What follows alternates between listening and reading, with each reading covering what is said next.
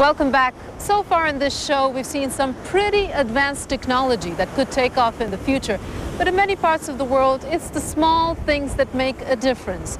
When the tsunami struck South Asia in December, it quickly became apparent that the region was ill-equipped to deal with a disaster of this scale. But basic technologies in small pockets of the ravaged areas suddenly became lifesavers.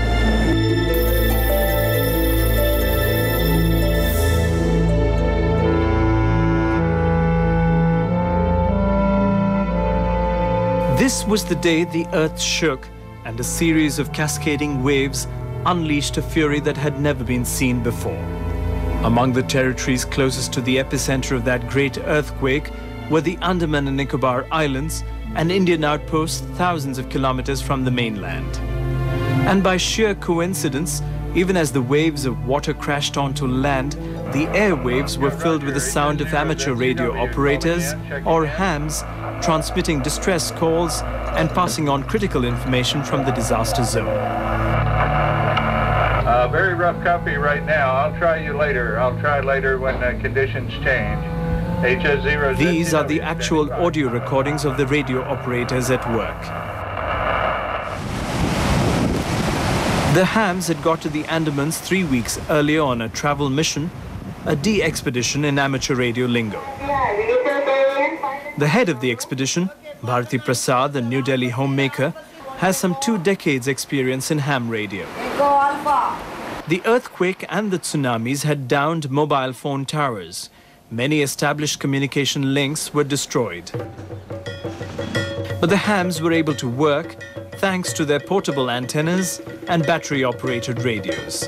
And this was not the first time they helped in an emergency. It's exactly what they prepare for at the National Institute of Amateur Radio, where an entire radio setup can be packed into a suitcase. First 24 hours, 36 hours or 48 hours is the critical period where you can save lots of people. And that's the time when you need communication.